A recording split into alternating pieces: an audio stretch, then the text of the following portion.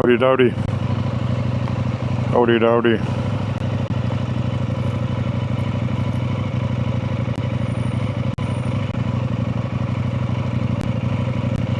Sunday, right? It's not Sunday, guys. Sorry, I forgot to change that. That's okay.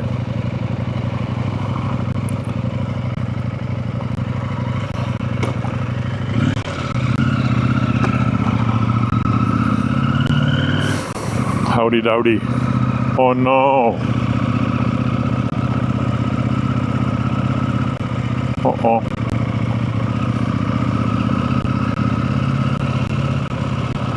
Howdy dowdy.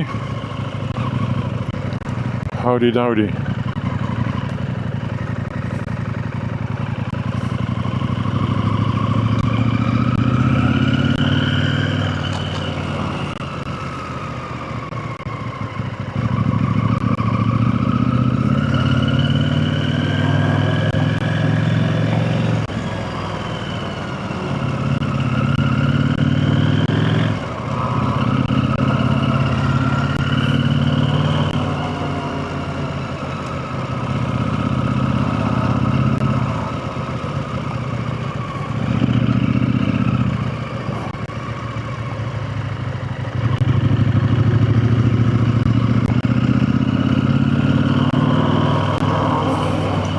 Howdy dowdy. Hi Oscar.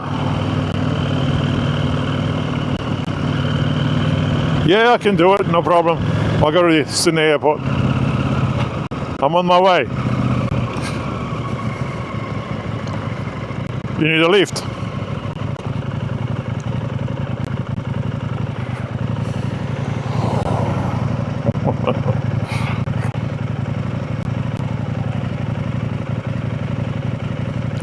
To Sheps Mount. Where is that? But I will. I'm on my way, my friend. No problema.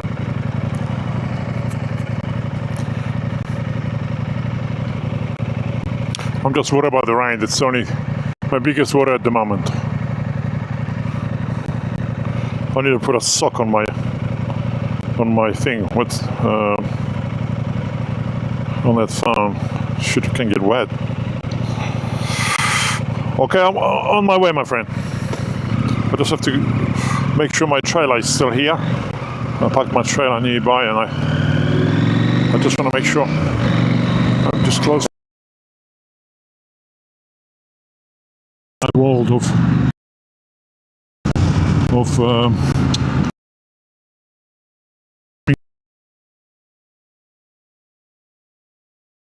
but I'm coming to the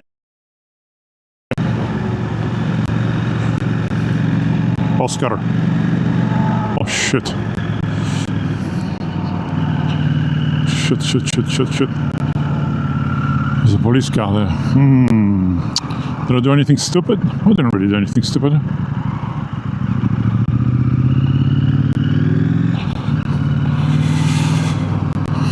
Shapes, man. Okay. No worries. I'll be there soon. I'm at Pagewood, not far.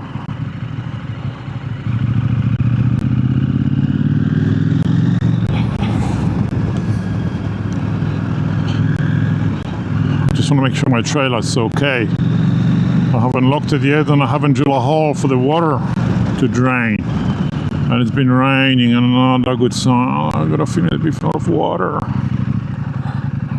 Let me just check the trailer first. How many minutes? I should be there, I would say. Look, depends on the traffic. But just give me a second, my friend. I just want to make sure. Yeah, it's filled up with water. No.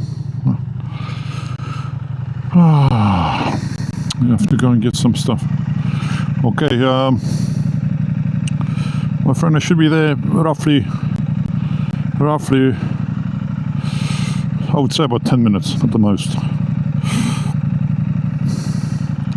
What is this? I agree. Select. Oh, it's a boat. I'm not on the boat today.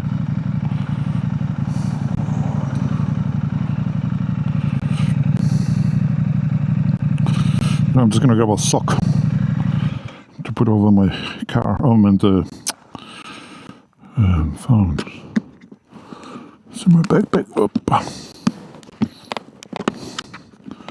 Shit, I'm locked in.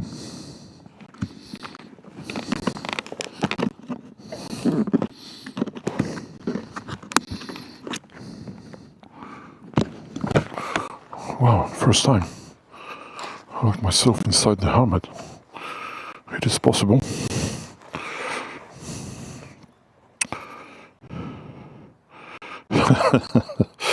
Okay, my friend, I'll do that.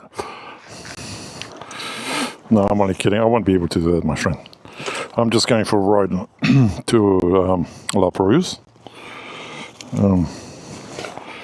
La Perouse. Because I love La Perouse. It's a fantastic ride for a bike. For a bike ride, you know. It's a good spot. I have a lot of friends there. All the bikies. Friends. We all stick together, help each other. Oh, this is what I'm after. Also, what did I forgot that? Yeah, all the bikes, we go there, we talk bikes. Nothing but bikes. My bike's that fast. His bike's even fast. Okay, that's what we call a sock. Waterproof sock. And this is how I have my this is my battery. I'll sometimes put a GoPro here. The 360 on that. I haven't actually checked the footage yet. It's pretty good. I've got an emergency knife and a Garmin, which isn't charged. And I don't really, yeah, it's just too hard for me to take it off. Can't be bothered. Yeah, but I am on my way, my friend. Oh,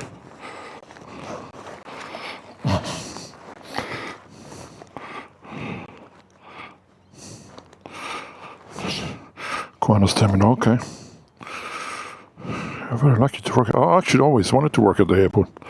I'm an electrician, but there's something about the airports. I just want to work there. I don't know what I would do there. Being kind of an electrician, semi-retired electrician. But yeah, I always wanted to work at the airport. Do some security work, maybe. No, what am I going to do? Security.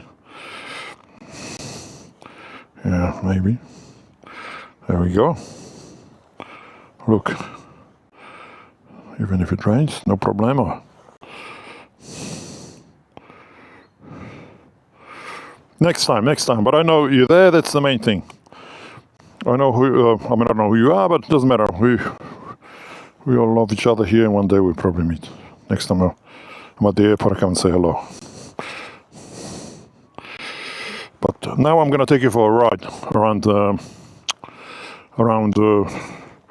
La Perouse area. I usually go and watch the sunset, except today, you know, the weather's not the best today.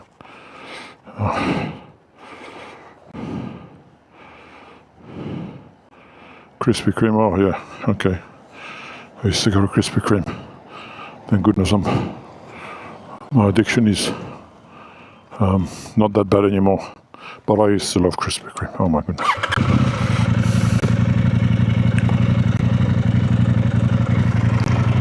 Okay.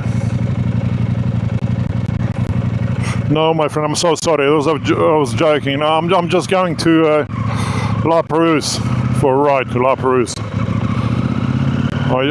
Yeah. I usually do lives around this time, 6 o'clock. But I know it's going to start raining, I think, from 7 onwards. Pretty bad, so I thought I'd take the bike for a spin. Bike for a little bit. You know, around 6 o'clock. I do have a lot of Polish followers that come up around 6. I think it's the morning in Europe. Yeah. Okay. There's a police car right there. It's still there. I'm not sure. Oops. Let's get up and down. Yeah.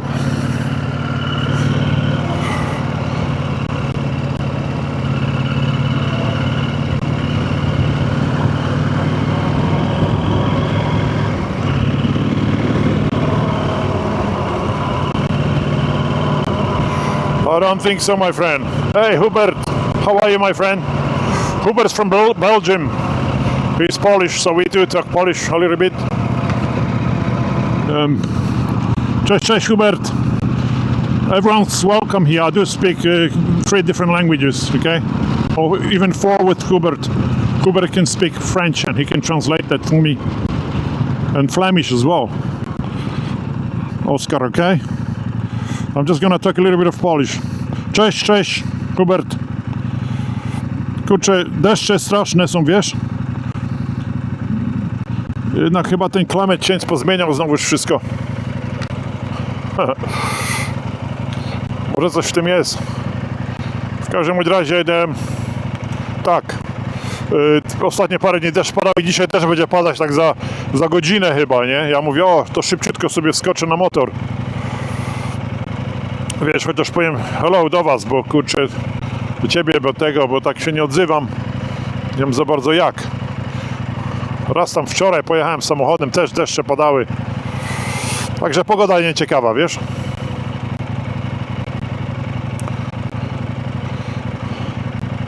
Oscar, you don't have to go anywhere, my friend. We are here. Maybe later tonight I come to the airport then. I'll come and say hello. Next time, if not, next time I'm at the airport, I'll come and say hello.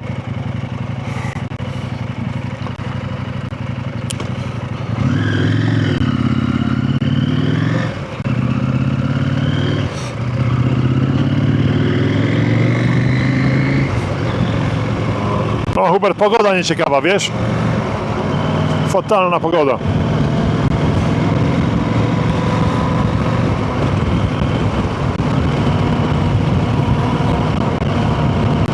No ale byłem na tym, tam gdzie łódki się spuszcza raz i tam policja stała i tak postałem trochę, ale nie nagrywałem nic, bo nie mogłem, bo nie wziąłem sprzętu, po prostu zapomniałem, bo na kask mam wszystko przyczepione, ale się zmieniły, tam widziałem jak łódkę, proszę ciebie, łódkę spuszczali i od razu policja podchodziła do ludzi i wiesz, i sprawdzali, czy mają wszystkie. Teraz się troszeczkę, znaczy nie tyle co pozmieniały prawa, ale bardziej strict są tam, wiesz, i sprawdzają wszystkie, oczywiście dokumenty, to wiadomo, nie, rejestrację, zanim wjedziesz na wodę, ale też sprawdzają, że masz cały sprzęt, wiesz, teraz się zmieniło tak, że musisz mieć, na jetski musisz mieć flare, taki wiesz, co dym robi, ale oni sprawdzają daty, tam co 2 lata trzeba wymieniać. Potem musisz mieć gwizdek, musisz mieć taki, wiesz, kontener z takimi różnymi rzeczami w środku, który jest, nie zatonie, latarka, która nie zatonie. Wiesz, trochę tam pomyśleli, trochę, no może i głupoty, może i nie wiem. W każdym razie to wszystko trzeba mieć, a ja tak tego wszystkiego nie mam. I gaśnicę też. A ja nie mam, ja miałem taką wielką gaśnicę, którą potem moje dzieciaki kiedyś pojechali na kemping i nawet nie powiedzieli mi, że wykorzystali ją. Także muszę ten sprzęt sobie przygotować też. No właśnie dzisiaj byłem, nie? Byłem zobaczyć, tam na kamerkę mam takie fajne już zamocowanie na jakiecie. Tak samo, no i te wszystkie safety, ja nie mam wszystkiego. Jakbym spuścił do wody, wiesz, policja by podjechała po mnie, to by mnie zawrócili, nie? Także dobrze, że tak w sumie byłem, nie? Tak, wczoraj byłem, wiesz co, poszłem, to chyba skończyłem o 4, bo pojechałem tam do klienta i wjechałem sobie na tą plażę znowuż, wiesz? I na tej plaży odpaliłem, wiesz? I tam trochę ludzi przyszło, nie? Ale wiesz, to, że ludzie przychodzą, to nie znaczy, że ja z tego coś mam, jeśli chodzi później o godziny, wiesz? Tam było chyba, wiesz, in and out, tam, nie pamiętam, ale tam 100 osób było na pewno, nie? Ale wiesz, potem mi zostało z tego tam 4 godziny na przykład, nie? Także wiesz, ja się koncentruję na razie na tych, nic, tylko godziny w głowie, a to mi daje, tu jednak mi motorek, zobaczymy jak łódka będzie mi dawać godzin, wiesz, to się nawet nie porównuje, nie? Bo ja rano się budzę, mam 20 godzin na motorku, nie? Po prostu ludzie, jakoś to, wiesz, mam mniej, tam 50 osób obejrzało to, a z tego, ale wiesz, mówię, Na motorku też 70% ludzi obejrzy to, wiesz? W 70%. To mają takie filmiki po 10 minut, nawet fajne, takie dobre, good quality. To obejrzą 30%, wiesz. Jak to wszystko dodasz jedno z drugim, to w tym miesiącu, Hubert, to mam, proszę Ciebie, około 1000 godzin w tym miesiącu tylko. A przeszłe 2 miesiące to miałem, wiesz, po 200-300 godzin. A obrotu miałem, wiesz, 70 000 chyba na miesiąc było, wiesz, obrotu w tym, na kanale, nie? A teraz jest chyba 20 000 czy 25 000, wiesz, 1/3 powiedzmy tego obrotu.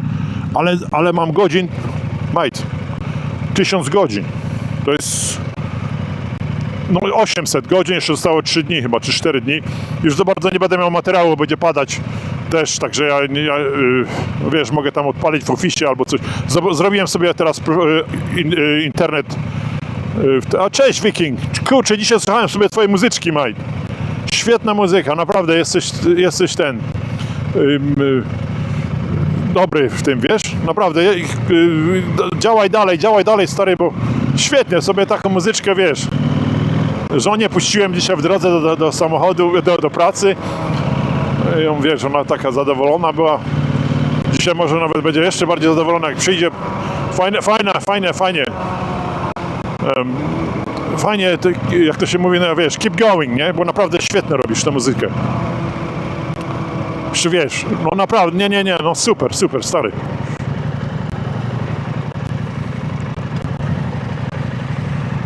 Co tam się stanęło?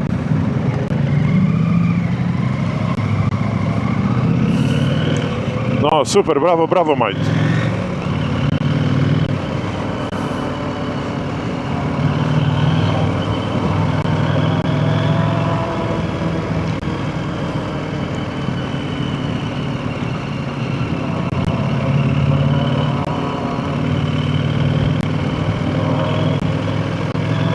Tak, daję dalej, jak tylko mogę, wiesz, don't worry, nie wiem jak to zrobić, mogę nawet zostawić ci na mojej głównej page, jak chcesz.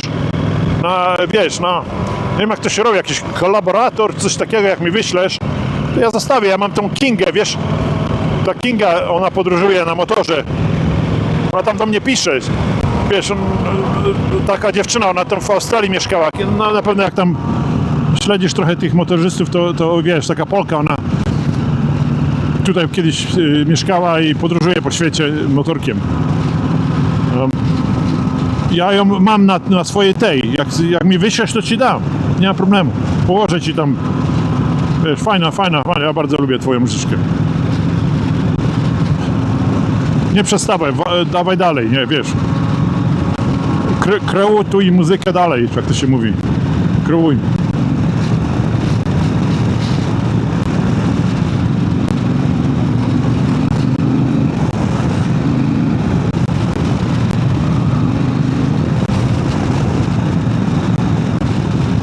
Ale nawet jest, wiecie co, taka nieciekawa pogoda, ale się tak świetnie. Motor to ma coś w sobie, jakiś, no mówią, że ma jakiś tam antydepresyn, jakiś coś, no to jest piękne uczucie. Chce się tak troszeczkę przycisnąć, wiadomo, że nie można. Trzeba hamulce trzymać cały czas. Na takim ścigaczu to ja bym w ogóle nie dał rady jeździć, bo to się nie da. Na takim moim traktorku to przynajmniej tego, no, ale uczucie jest naprawdę, no, fajnie. Nie, super, no.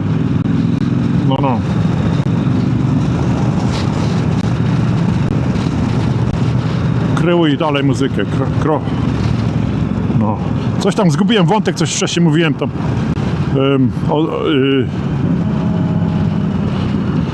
Hubert, nie pamiętam.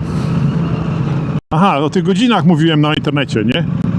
Że kurczę, taki jest troszeczkę taka szparka fajna, którą muszę wykorzystać. No naprawdę. Coś to ludzie... Miałem, tego live'a tamtego, tam osób, ale zostało mi 4 godziny, nie? A tutaj będzie 50 osób na koniec.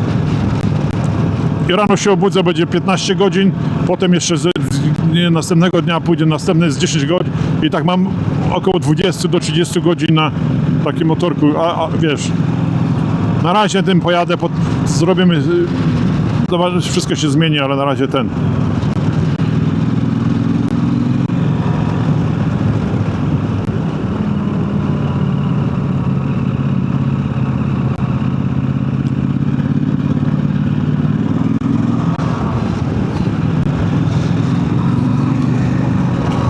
wieki nie mogę za bardzo się tego koncentrować. Moment, zaraz przeczytam.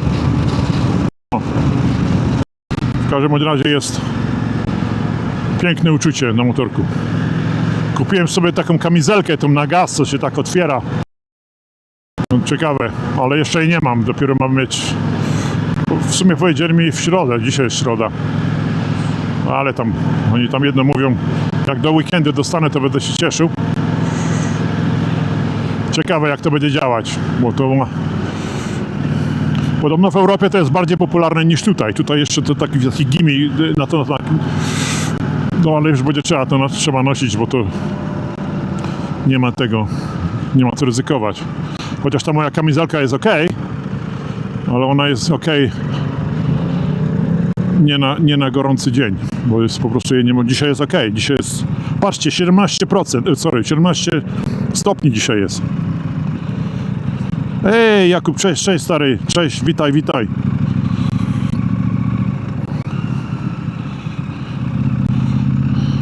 Ale zobaczcie, 17 stopni jest dzisiaj, teraz, w tym momencie. Było, kurczę, w zeszłym tygodniu 37.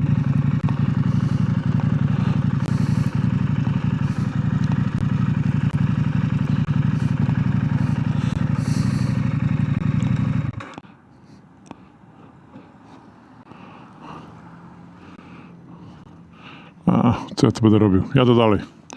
Ja muszę przyjemność w motorku mieć. Jadę dalej, panowie. Przyjadę tutaj potem, jak będzie zachód słońca, ale...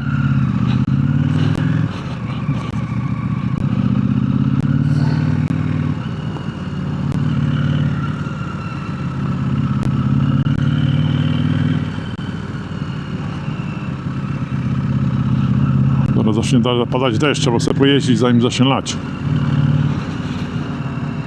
Spokój.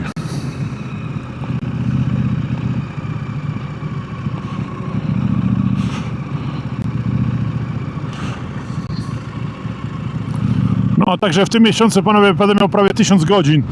No, w jednym miesiącu. No naprawdę jest, coś w tym jest. To jest... No... Aby tam ktoś chciał youtubera trochę godzin sobie, to no to rekomenduję to, bo to naprawdę zadziałało. Na dzień dzisiejszy działa, nie wiem jak to będzie działać. A potem się będziemy koncentrować na quality filmach.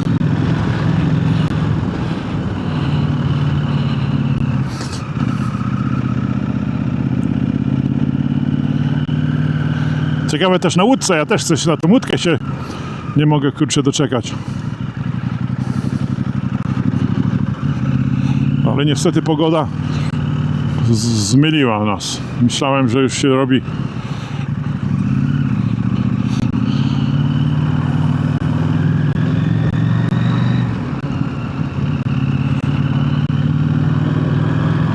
Do następnego nie ma problemu, mate, nie ma problemu. Dobra, kreuj dalej tę muzyczkę, bo fajnie, lubię sobie posłuchać. Ta ostatnia była super.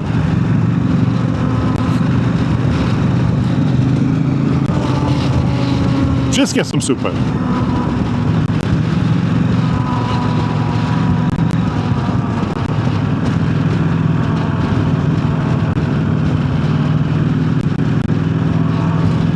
No worries, no worries.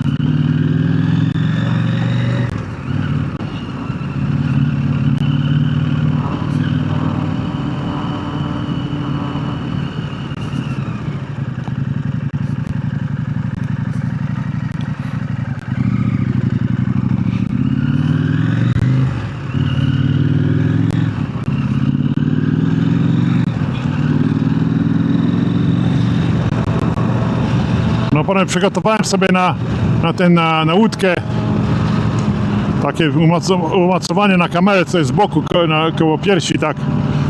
Zobaczymy, czy będzie ok. Zobaczymy, jak to będzie wszystko wyglądać na live'a. Jak tylko się zrobi pogoda taka, że będzie można, to od razu wyskoczkuję na wodę. Mam wszystko już przygotowane. 10 minut jesteśmy w wodzie. Ciekawe, jak to wyjdzie.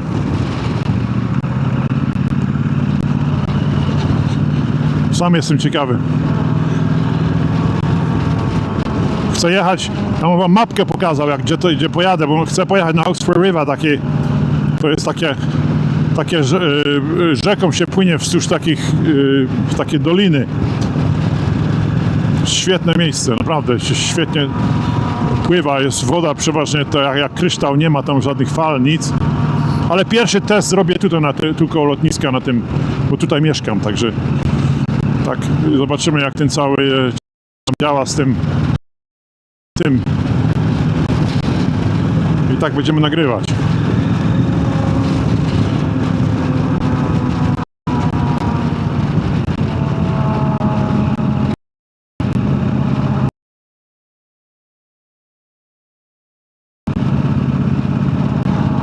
No. Nie? Super, super. Nie no, fajnie, cieszę się, że facet trochę tego, nie? Dobry, no, będziemy wspomagać mu, ile możemy. Nie wiem, jak długo to robi, bo tak nie miałem okazji się go zapytać, ale fajne, super.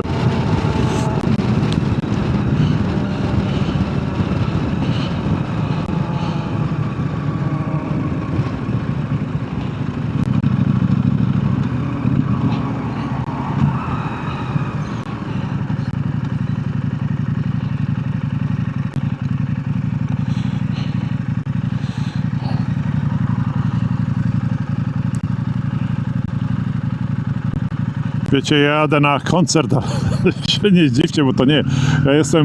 Ja lubię Metallica, to był mój favorite band. To jest, no, nie ma żadnego, jak byłem młody, to na tym się wychowałem, na Metallice.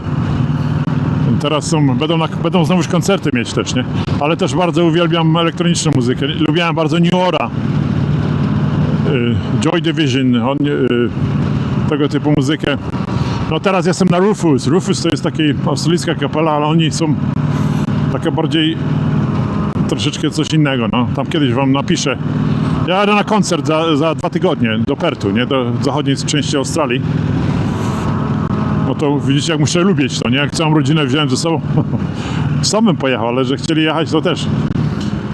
Bo nie mogłem dostać biletów fajnych tutaj.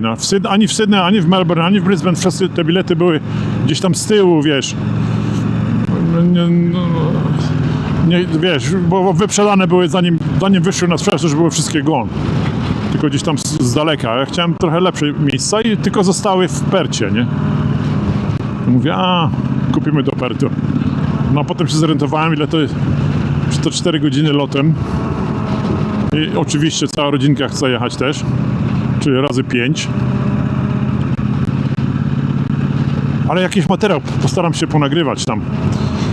I live'ów, i też normalny materiał, tak. Może go potem poskładam, ale... Bo tam jest zachodnia część, ja bardzo uwielbiałem. Ja kiedyś pracowałem w Percie, mnie tam wysłali do roboty i miałem tam... Byłem tak, że tydzień, no opowiadałem już kiedyś na live'ach, nie będę tam powtarzał wszystkiego, ale bardzo lubię zachodnią Australię. Lubię, bo tam jest suchy klimat, nie? Tam jest niby gorętsze dni są niż tu, ale jest suchutko. Ja to uwielbiam, to jest po prostu dry climate, no. Może być 40 stopni, wejdziesz, kurczę, pod zadaszenie jakieś, pod cień, nawet nie czujesz tego. Ale przynajmniej letni okres jest suchy okres, nie? Nie wiem, jak w zimę jest w sumie, bo nigdy nie byłem w zimę, bo tak... No ale nieważne, jedziemy latem. Piękne zachody słońca, bo całe miasto, wiecie, jak tutaj trzeba wstać o 5 rano, żeby zobaczyć zachód słońca, przepraszam, wschód słońca, bo to wtedy takie te wszystkie kolory wychodzą, wszystkie pięknie się robi, to, no to w Percie jest tak co wieczór, nie?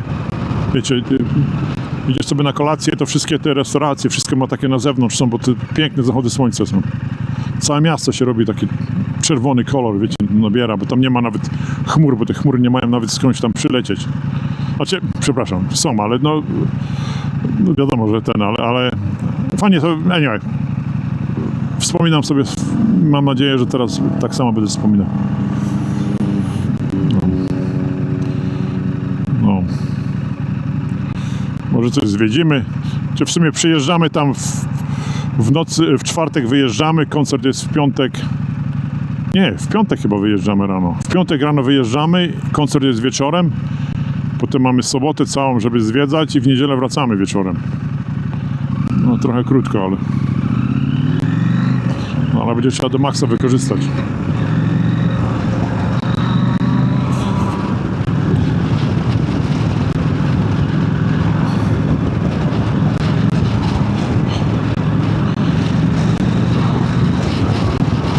No ale kurczę, wiecie, nie mogę uwierzyć, że prawie 1000 godzin mam w tym tygodniu, w tym miesiącu.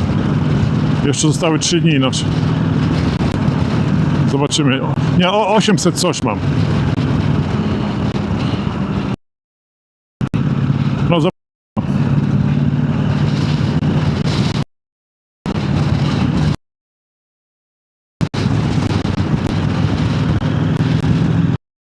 Jakbym tak w ogóle nie musiał pracować, tylko na tym idzie, to już bym tam był. Już bym się koncentrował na czymś innym. Myślę pojechać, wiecie, tak na 2 dni, albo przynajmniej na jedną noc, gdzieś tu niedaleko Sydney, tak jako test.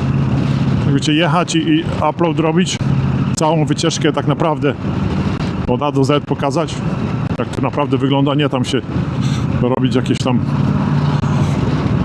filmiki, tylko tak na live, spróbować jakby to wyglądało. Zobaczymy.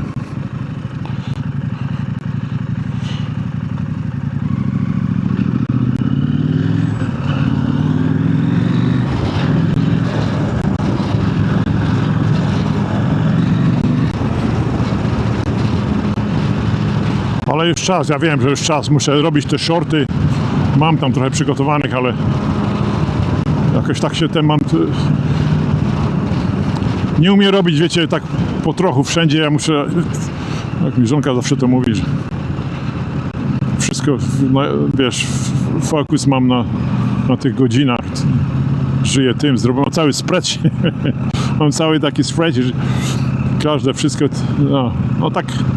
Ja taki już jestem. W biznesie to samo było, jak czegoś się uparłem, to musiałem to wiedzieć od każdej strony, od spodu, od tyłu, z boku, z zadka, wszystko. I to tak samo.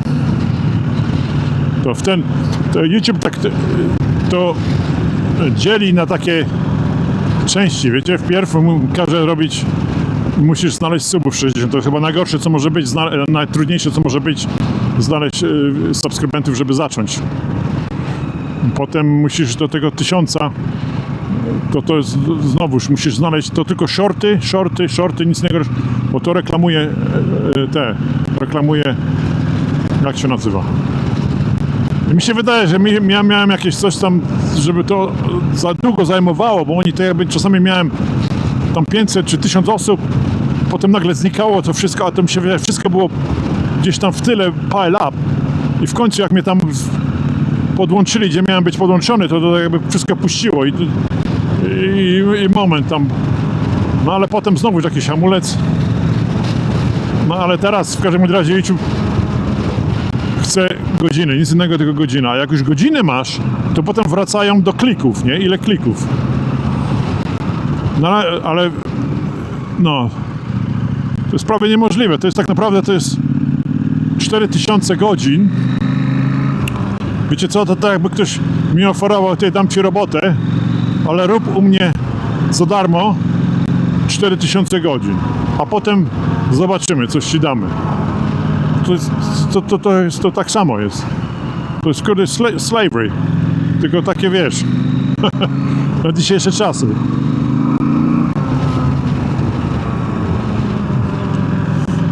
No wiesz, Chińczycy to w Chinach dzieci tam składają te telefony, a my tu się oburzamy, że tak, że składają dzieci, a oni, kurczę, co?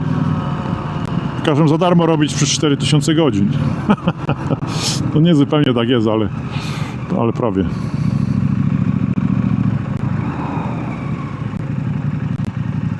No. Integracyjny wyjazd rodzinny, no. Już mnie trochę z tym YouTube'em, ich tam dobijam te dzieci, wiesz, moje dzieci już mają mnie dosyć. A wszędzie jakieś kamery, tylko gadam o tym. No, to będzie fajny taki, no ale wiesz, nie poddaję się jeszcze. Dopóki tych godzin, Hubert, kurczę, jestem niedaleko. To jest, nie mogę w to uwierzyć, żeby w ciągu miesiąca, i to ten miesiąc nie był taki zupełnie dobry, bo na początku miesiąca to nie było, wiesz, ja nie jeździłem, bo ja tak testowałem ten motorek, wiesz, tak jakoś nie czułem, nie wiedziałem, także powiedzmy pierwszy tydzień to nie mogę nie liczyć go w ogóle, ale potem powiedzmy 3 tygodnie to jak nie codziennie, to prawie codziennie, nie? I prawie do 1000 godzin. No powiem Ci dokładnie, jak za 2 dni, nie? Czy tam 3 dni. Dzisiaj było, na dzień dzisiejszy było w tym miesiącu tylko, nie? 800 godzin. 801 chyba było wczoraj. Jutro Ci powiem ile. A tak naprawdę to... I to też śmieszne, że tak pójdę się potem z jakimś tam znajomym, coś takiego gadam, a oglądałem Ciebie na motorku, jak jechałeś. Słowem się nie odezwał, ale potem też oglądają, bo też nie mają czasu, wiesz, z czasem ciężko trafić. Jak ja mam tam, wiesz, niektórych subskrybentów z Azji, czy tam no to w Europie jest okej niby, nie, ale w Australii też przychodzą, to oni sobie, wiesz, później się położy do łóżka o 9 i sobie włączy, bo tam, Jason coś tam puścił, nie, bo mnie niektórzy Jason nazywają, nie.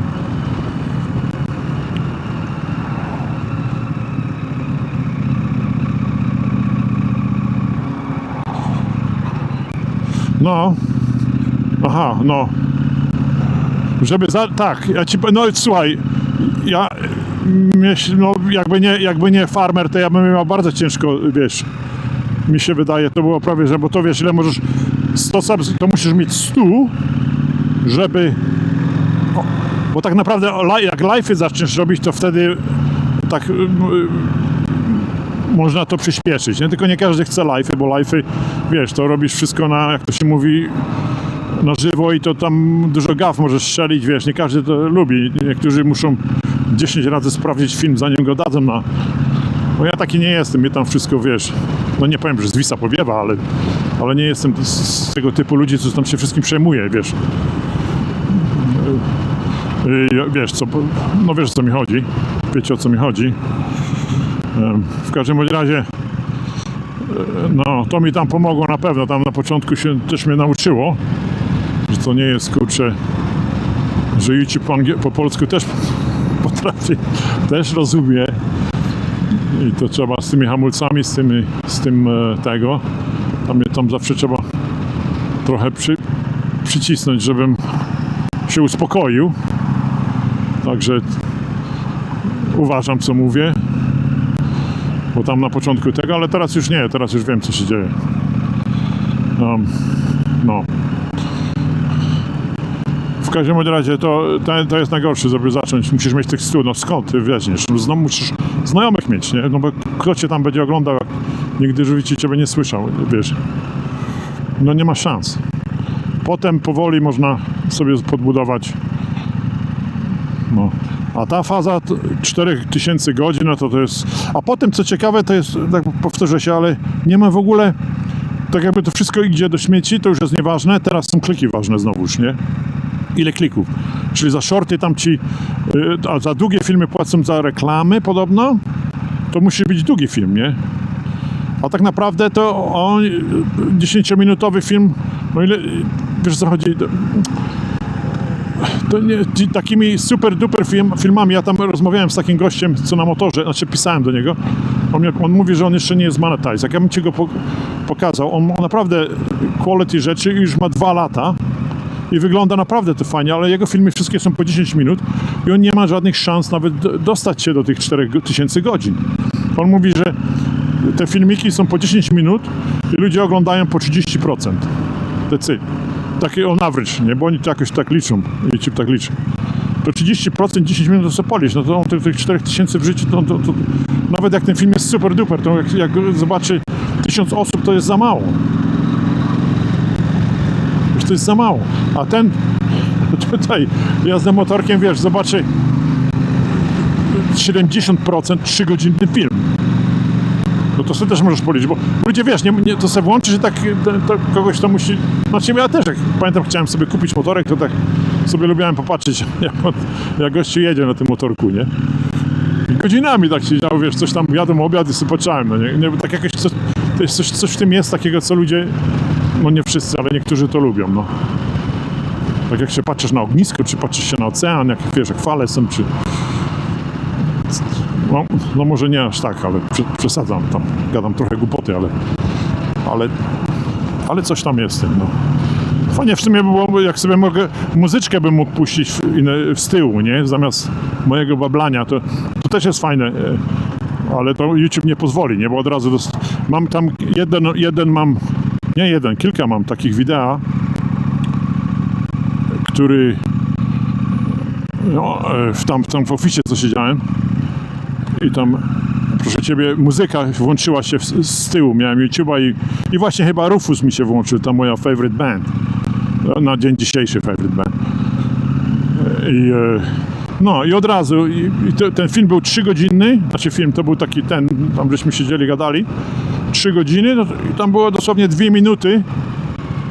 minuty, tutaj muzyczka grała z tyłu i dostałem taki znaczek, nie, kreskę. Tylko nie wiem właśnie, 3 godziny się w to wliczy, bo to jest, czy mi to odejmą potem, nie wiem jak to, czy to chodzi o to, że jakby tam w razie były po prostu takie kreska, że nigdy nie dostaniesz za to nic, nie? Czyli jak to zostawisz, to oni sobie tam będą puszczać reklamy, nie reklamy, ale ty nie dostaniesz za to nic, nie? Taki band, taką kreskę, nie? I też miałem za coś tam innego, nie? No. Z tymi ganami też muszę uważać. Tam wrócę na tą farmę, to nie chcę już z tymi ganami tam szaleć, bo to... Mam tam jeden film, co miał chyba tam z 10 000, czy tam 5 000 otworzeń. Otworzyli... Nie wiem, czy go nie powinienem się usunąć. Tam jeden taki ma 6 000 chyba, czy 7 000 ludzi. Ale gany to jednak gany, to nie oni, nie myślę, żeby tam reklamy puszczali na ganach, nie. A poza tym oni tu podobno wszystkie te 4000 godzin, oni to wszystko, to nie dostaniesz nigdy w życiu nic, nie. Dopóki nie jest, to jest normalnie, wiesz, za darmo ci każą robić przez 4000 godzin. No zobaczymy co dalej, ja to będę wszystko pokazywał, nie? Jak to działa. Na razie to mówię jak jest. Ktoś chce sobie zacząć youtubera, to niech wskakuje na motorek, włącza, wiesz, niektórzy, tam, nie wiem co w tym jest, ale coś w tym jest, no. Działa. No. Zobaczymy jak na wodzie pójdzie. Na chwileczkę tu stanę sobie, rozprostuję kości.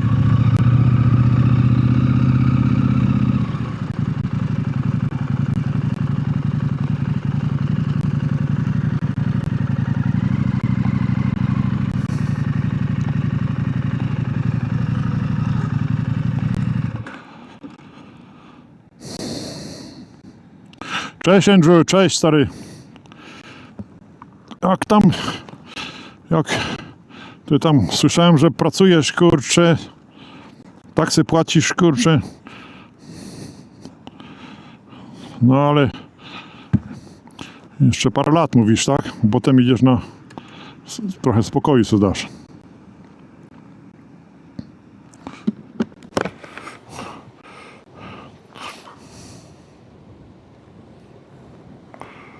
No pozdrawiam Andrew.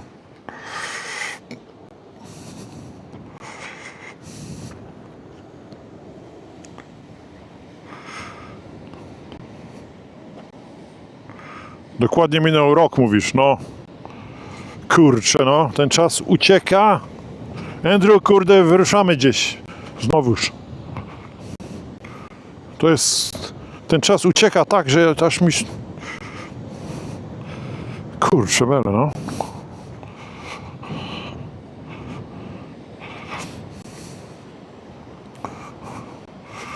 To jest mój favorite jednak miejsce, wiecie? Clovelly i Gordon. Tam jest Gordon, tu jest Clovelly. Jak przyjechałem do Australii tutaj, przepraszam, że tak się powtarzam, no ale zawsze może...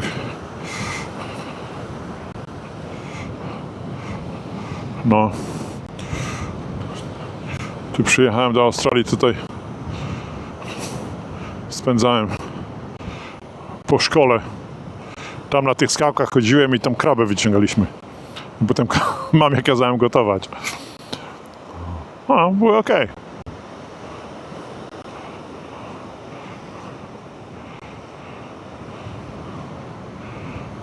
No, Clovelly.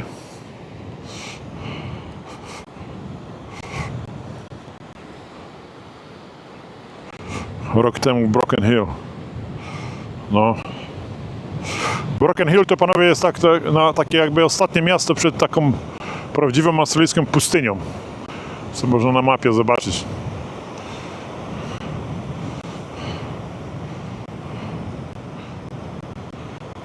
Na wodę, Andrew, byłem tam raz, odjechałem znowu, tylko nie nagrałem nic. Szkoda, bo mogłem odpalić, tylko wracałem tam, powiedzmy, z roboty. I zajechałem i tam widziałem, policja sprawdzała wszystkich, co wchodzili do wody. Na łódce, na jetski, na wszystkich. Teraz zrobią bardzo strict, chyba początek sezonu jest, może dlatego. I sprawdzali wszystkim, wiesz, nie wiem, czy słyszałeś wcześniej, że musisz mieć flare i to musi być 2 lata, ileś tam expiry date, mój już jest expired, także muszę kupić nowy flare. Muszę kupić nowy bucket z ropes, takie SOS. Potem trzeba mieć beacon, jak wyjeżdżasz na open water i mówią, że na Botany Bay, wiesz, jakie Botany Bay jest lotnisko i potem jak już wyjedziesz tak jakby na otwartą wodę, na otwarty ocean, czyli tu, to trzeba mieć inną kamizelkę, to taka, co sama ci się otworzy. Wiesz, automatycznie jakbyś spadł z jetski, no, beacon, no, całą listę rzeczy. Jest jedna lista, takich 10-15 rzeczy, które muszę mieć, których mi tam, powiedzmy, połowę brakuje, żeby normalnie w bay pływać, a druga połowa, że jakbym chciał wyjechać na otwartą wodę, nie? Także muszę trochę jeszcze wydać kasy, zanim, dobrze, że w sumie nie wyjechałem, bo tam ludzie, wiesz, zjeżdżali łódki, spuszczali, a oni, zaraz tam policja stała na tym molo takim, co tam, ja tam weszłem kilka razy na nie i od razu wszystkich zawracali, nie? Co nie mieli wszystkiego, nie? Niektórzy tam mieli, wiesz, oni mi tam mówili chyba 3 lata czy 2 lata, napiszę, jak masz ten czerwony dym, co jest taki, nie? Flare.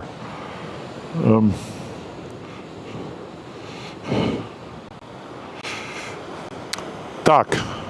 No ja nie byłem na wschodniej części Tasmanii, tak. Tak. Tam prawie to mówimy o Tasmanii, o tej wyspie małej takiej, co na dole jest Tasman. Bardzo zimno tam jest. To myśmy byli na zachodniej części, ale przynajmniej ja nie byłem na wschodniej części. Tam ale zostawiłem to na następny raz. No, możemy się wybrać, Andrew. To jest moment, tylko tam z tymi biletami chyba jest ciężko, nie? Z tego, co mówiłeś, że to trzeba zamówić na te... Jak się mówi ferry po polsku? Ta łódka taka, co bierzesz z samochodu, ja nie wiem. O, prom. Bo tam przepłynąć jest łatwo, ale prom chyba to trzeba załatwić wcześniej te bilety, nie? Czy to na motory jest łatwiej? Jak to wygląda, Andrew? Bo ty to organizowałeś ostatnio, ty.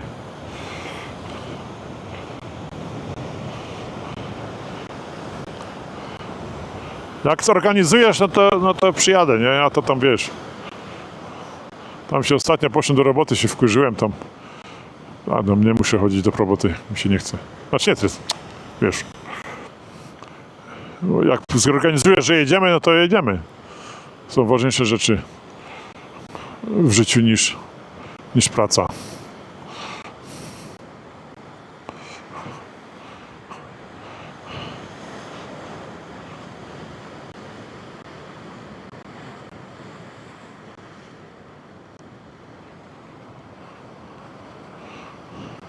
Ale Tasmania piękna.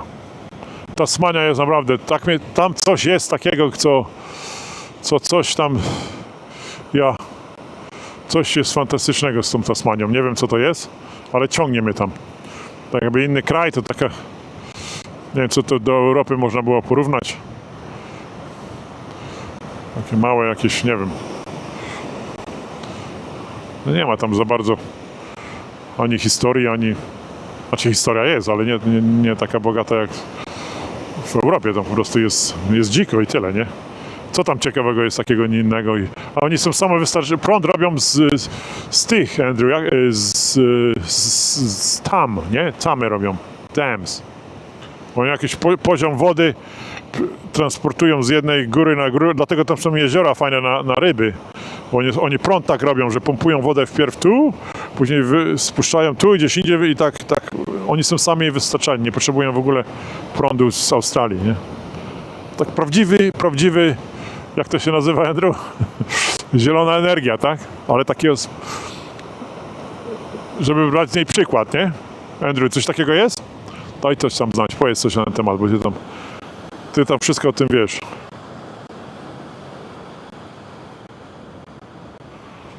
Jak się skończą wakacje, żeby bachory wszystkie do szkoły i wtedy jest, kurczę, Australia dla takich jak my. Najgorszy czas to jechać w wakacje, jak się zaczynają początek wakacji, o Jezu. To już przeżyłem swoje, nie mam tego musu. Miałem 3 dzieci, zawsze było, że w wakacje to trzeba coś robić, trzeba gdzieś jechać i to z tymi karawanami. Nie, już nigdy do swojej kadencji nie pojadę no chyba, że tam wnuki by jakieś były, gdzieś tam coś tam, ale nie tego, na razie nie. Póki jeszcze sam mogę sobie, nie chcę. Trzeba mijać wakacje, tak. Ale tu jest piękne powietrze, wiecie? Jod? To się nazywa jodór. Aż w płucach, tak.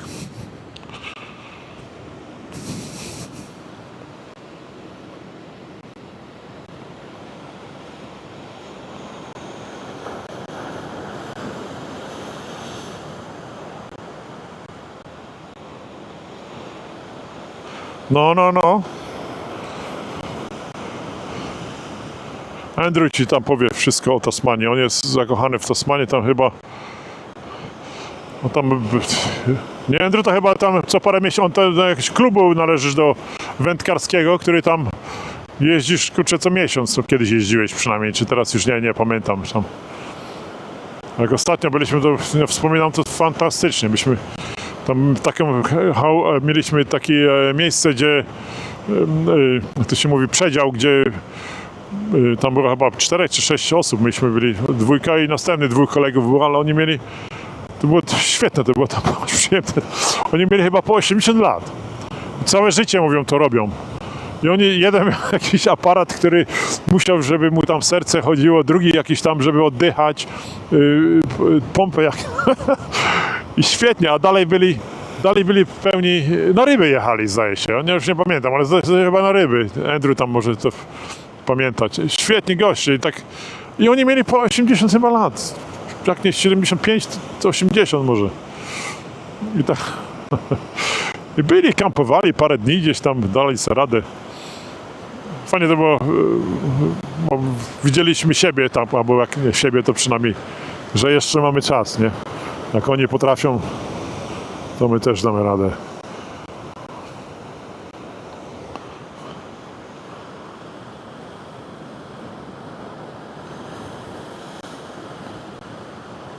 Aha, w nocy, no. Tak, one tam drą gęby tak, jak to jakby kogoś kroili na kawałki. No, ja zapomniałem o tym, tak. Andrew tam miał taki domek mieliśmy, gdzie oni tam do klubu należało to, wędkarskiego. To w takim, powiedzmy, buszu.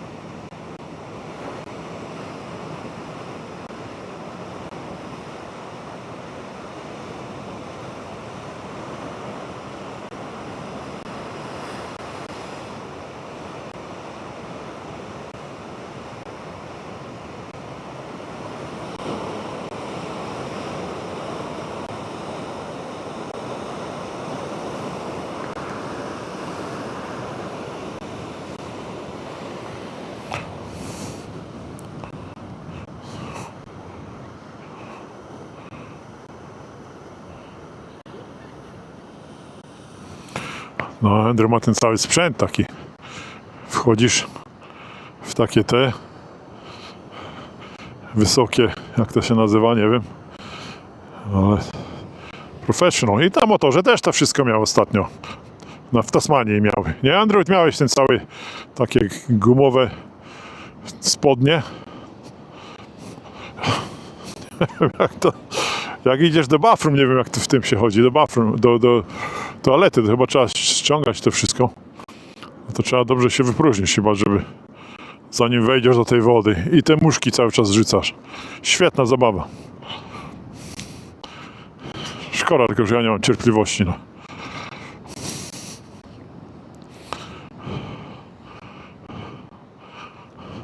Ściągłem, Andrew, ten extension, ale na freeway czuć od razu, wiesz, na szybkiej drodze, na highwayu brakuje tego od razu. Łeb mi, wiesz, czepie mi głową, bo mam ten daszek taki. Także nie rekomenduję to ściągać no wiecie o co mi chodzi.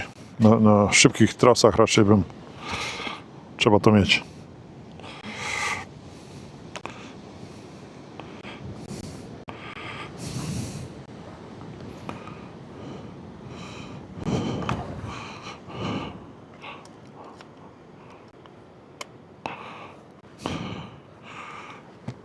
Kurczę, kupiłem to. Synek mi to zrobił i zapomniałem jaki... Długo nie pamiętałem.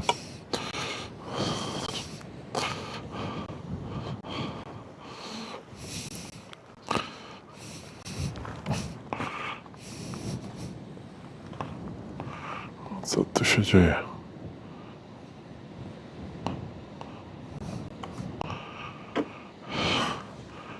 Aha.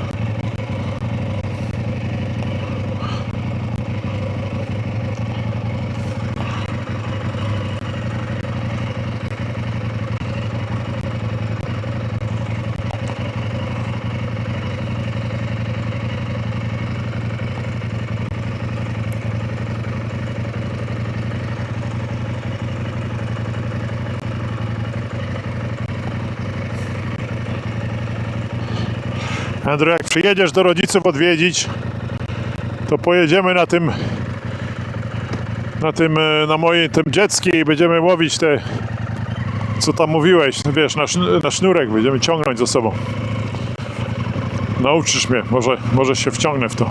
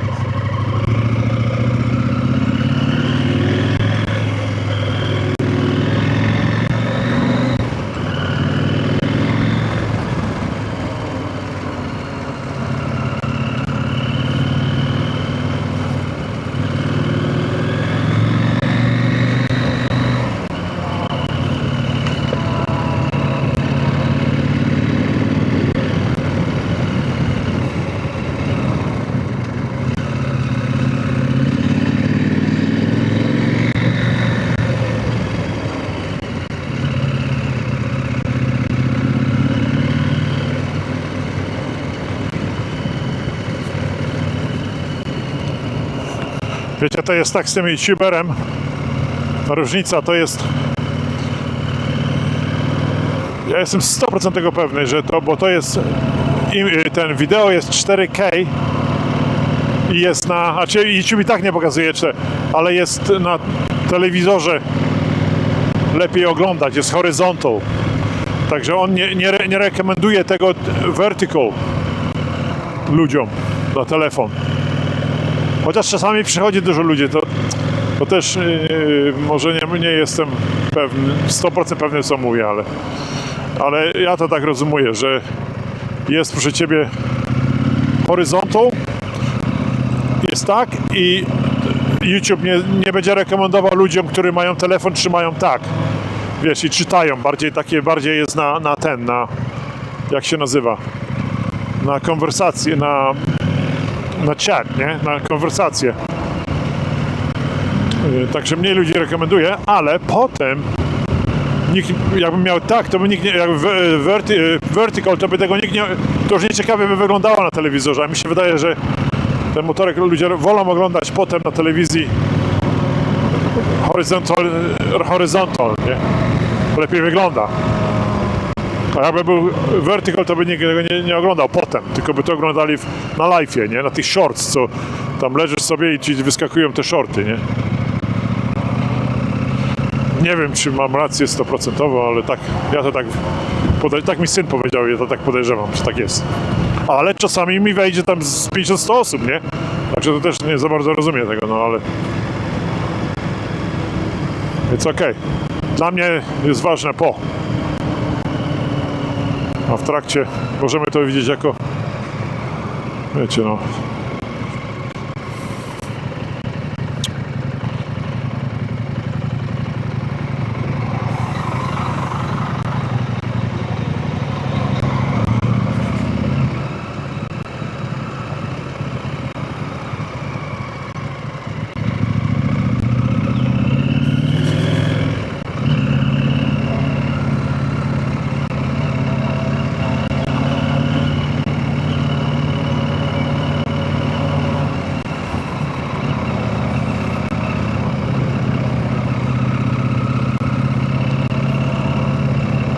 Założyłem sobie prawdziwego zdarzenia internet w tym u siebie tam w oficie. Bo tam zawsze miałem takie raz dobrze, raz niedobrze. Tam, nie wiem, ta Andrew był, to wie.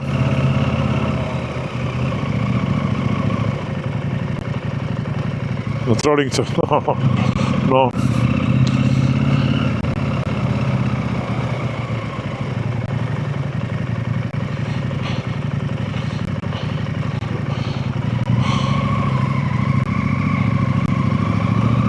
Ja to bym nie wiedział, co z tym zrobić, jakbym złapał.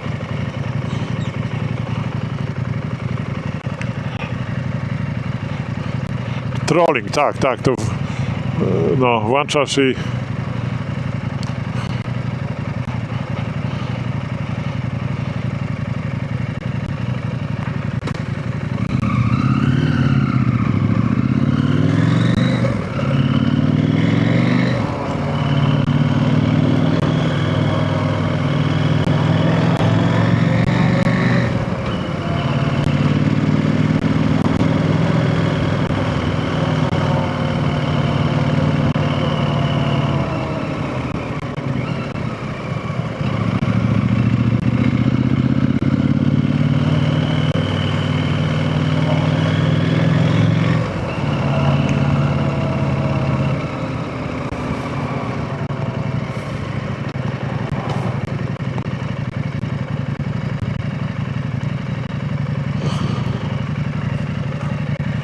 o, biedak, znowuż to miał.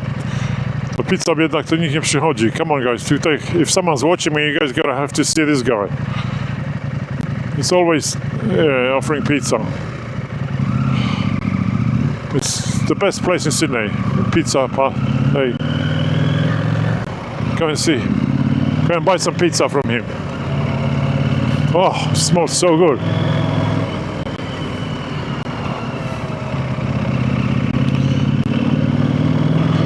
Nie lubię takich biznesów, wiecie, jak to się ludzie wchodzą w takie biznesy. Kurczę, no nie wiem, no. Tam jedzenie to chyba numer jeden biznes, który może zbankrutować. Najwięcej bankrutuje w ciągu pierwszych 2 lat. Jedzenie, coffee shops, jedzenie. Nie mówię, że każdy musi, ale to bardzo ryzykowne biznesy. Wszystkie takie, co musisz coś wynająć. płacić, kurczę, za to, potem jeszcze próbować na tym zarobić. Ludziom musisz płacić. Nie, to za duży outlay jest. W sumie to takie co my jako tradesmeni, nie, po polsku się mówi rzemieślnicy, nie. To najłatwiej, bo tam za bardzo nie potrzebujesz nic. Trochę narzędzi i ty idziesz, szukasz biznesu. Wychodzisz z domu, idziesz, szukasz. To jak masz sklep, to jakikolwiek sklep, to muszą do ciebie przyjść. No to kurczę, masz od razu limitację. Ja bym nigdy nie poszedł w taki... Słyszałem już dużo, tak, ale nie spotkałem jeszcze nikogo, żeby tam jakieś ogromne pieniądze robił. Tutaj może takie znajomego mamy, co coffee shop, no tak, przy szpitalu ma i gdzieś tam no może, jak musisz mieć naprawdę dobrą lokację. Ale ja bym tam nie ryzykował żadnych takich biznesów. Ten gościa kiedyś tam jakieś telefony, biznes otwierał, kupił, już wyliczył ten swój cały biznesplan. Jaki milionerem będzie za 2-3 lata. Biedak po roku, kurde, wiesz, gdzieś go tam z pistoletem znaleźli, bo chciał się zastrzelić, bo wszystko, kurde, stracił. I to rodziców dom, bo nawet nie powiedział rodzicom, a brał pieniądze, żeby zainwestować w biznes chyba tych telefonów, jeśli dobrze pamiętam. Mobile phone business. I taki ten biznesman jakby pokazał, to mówię, oho, to człowieku Ferrari sobie kupił już od razu z góry. No, a on, wiesz, wziął pieniądze, nie wiem, takie to były sumy, nie chcę tam 200-300 tysięcy dolarów, żeby ten sklep zrobić, tylko tak jak oni chcą, bo to był chain. Jak oni chcieli, to musiał tak zrobić, użyć ich tradesmenów, ich tych, kurczę. A potem jak czas przyszedł, żeby brać ludzi na kontrakty, to jakoś tych ludzi brakowało. I po roku czasu bank zapukał, mówi, że starej kasy nie masz, a dał rodziców dom zastaw, bo sam tam za dużo nie miał. I rodzice musieli dom sprzedać. Jak nie sprzedać, to musieli pożyczyć pieniądze. Jakoś z tego wyszedł, no ale powiedzmy, że bym nie rekomendował żadnych takich biznesów. Chyba że masz swój lokal, że to jest twój i nie płacisz za niego.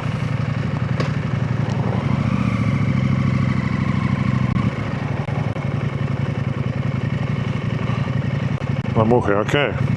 O, widzisz, to dobrze, Hubert, jesteś profesjonal.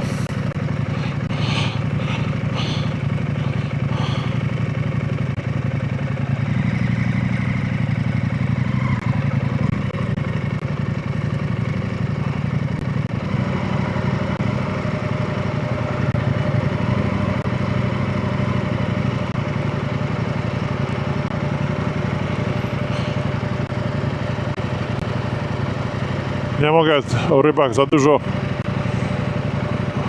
bo się nie znam. Nie mogę nawijać, ale piszcie, ja czytam. Oh, James, where's my favorite food place? That pizza place I drove past, mate. That fellow is fantastic. It's one of the best pizzas in Sydney.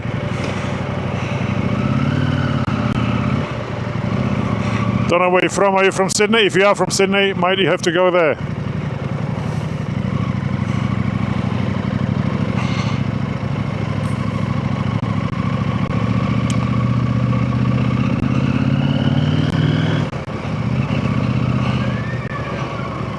I personally don't like any pizzas.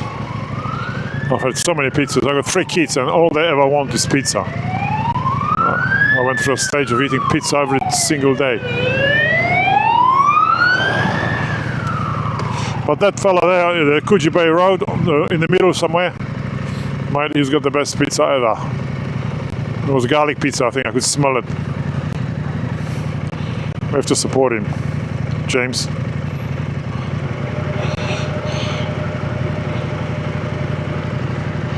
I don't speak English, no worries, guys.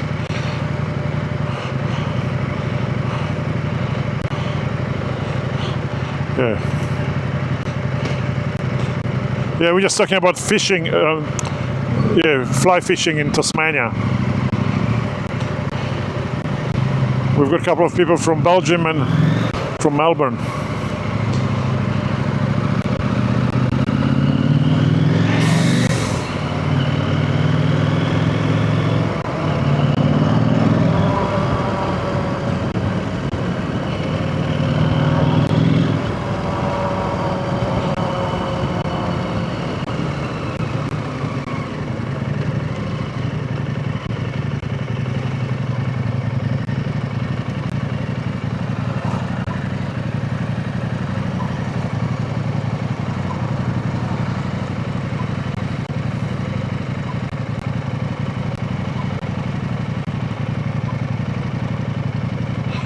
What is the name of that? Mate, I'm so sorry, I don't know.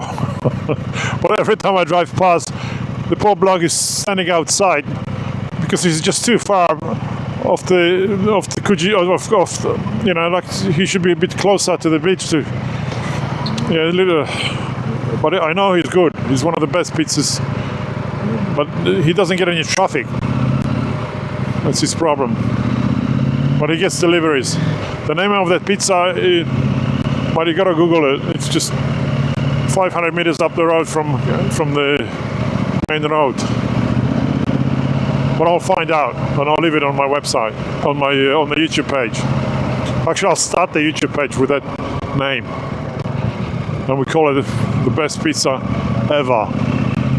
Actually, let's just go past. We're gonna drive past, and I'll record it. And I'll record the pizza name. And that's how we're going to start. The main page will be that, and we try to advertise that page everywhere. The best pizza in Sydney. Yeah, we do that.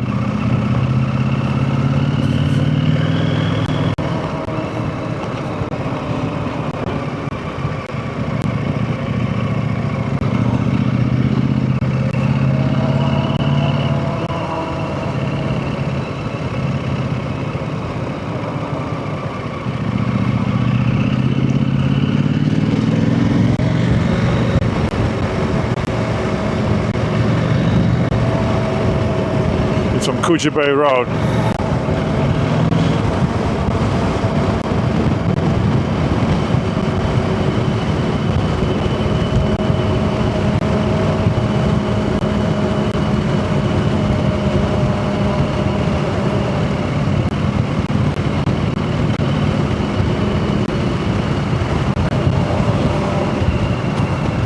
Can't believe how cold it is. It's 19 degrees. 18, 19, 17. It was 35 like 5 days ago.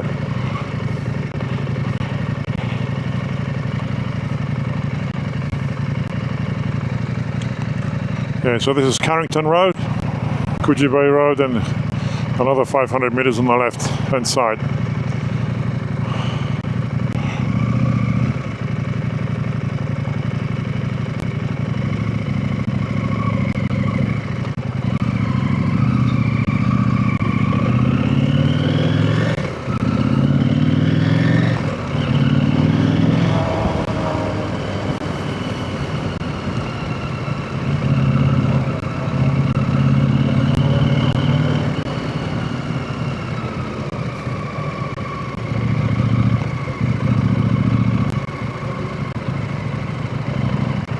Pizza pasta place. Pizza pasta open.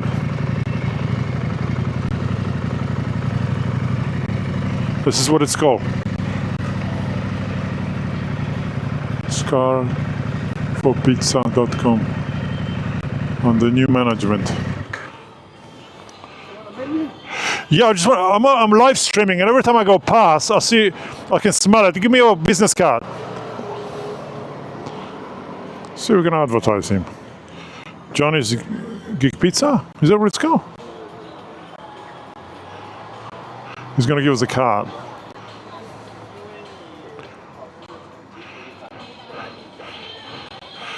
Phone number's on there. There's the specials. There's the. But no, I'm actually live, you know. Like this is. Okay, so this is it, guys. The best pizza in Sydney.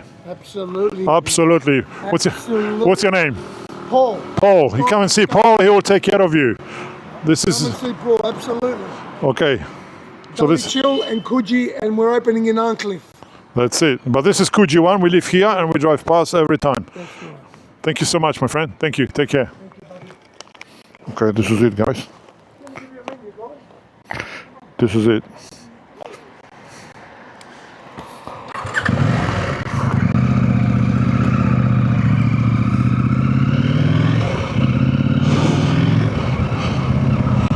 Yeah, his problem is a little bit far from the ocean.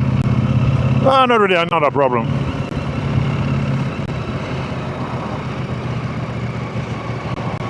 Not for me, anyway.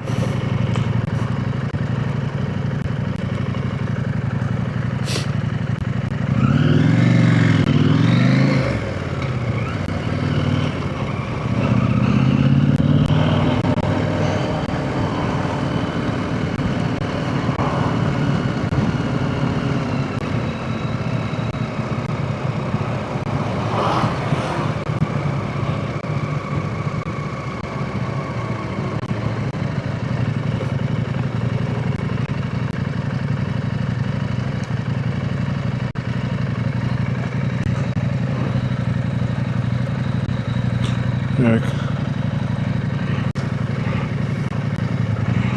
Well, I'll be honest with you guys, I personally do like the Kingsford Asian food. It's a little bit unusual, not unusual, but it's just students live there, so their food is a little bit different than what we buy normally in the city somewhere. And it's like it's a little bit different. I guess it's more Asian type, but I do like,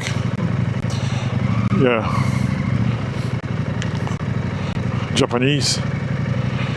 Actually, I'm on a diet all my life, so forget it.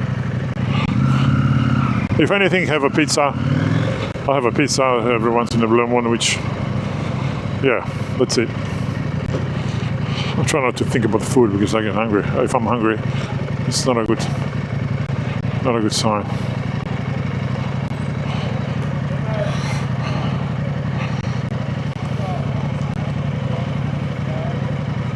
Get a pizza.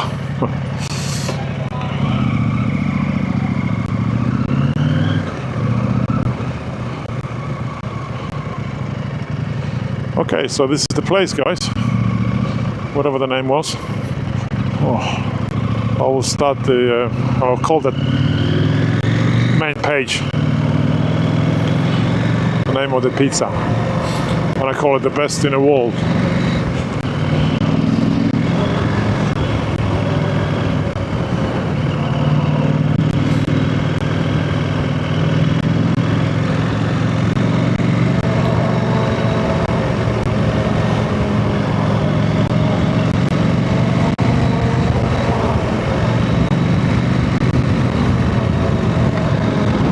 But I've got the menu, so I'll give it to my kids.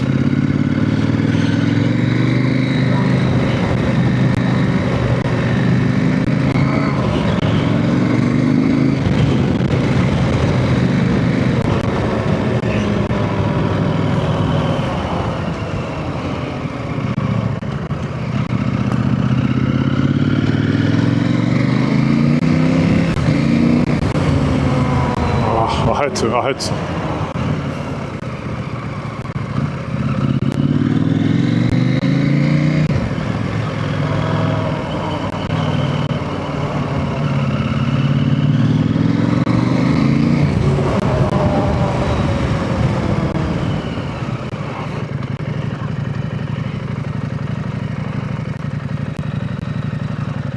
Oh, that's a beautiful view. I didn't realize how nice it is here. Actually, I wonder if it's still there. They used to, sometimes people buy houses here in Sydney and they'll have trees overgrowing the view, and people on purpose kill the trees. There's a spot downstairs. I don't know if it's still there, but if it is, actually I might go past. They put like a big sign. They council put a post here. Like if someone would cut the tree off, they put a post here and a post there and a huge bandana like covering the whole size of the tree and said, "Tree used to be here," or something like that. It just stays like that for years. Well, actually, yeah, it'd be interesting to see. I think it was. I'll find out. I'll show you that. They do that. Nie, tutaj robią tak. Nie wiem, czy zrozumiałeś mnie, Hubert?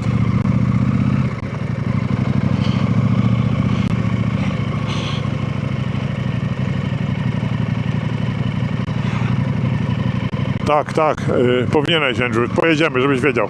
Są świetne restauracje tam, wiesz, tam wszystkie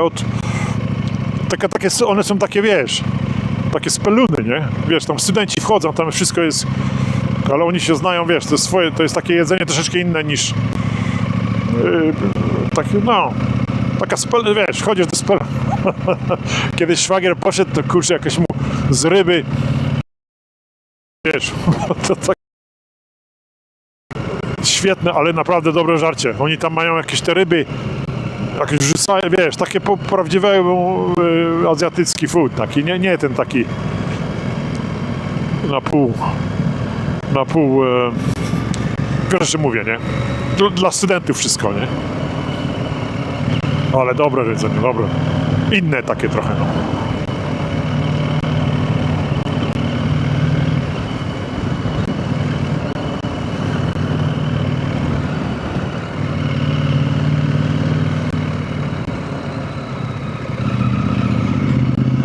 Świetną koparkę miał coś.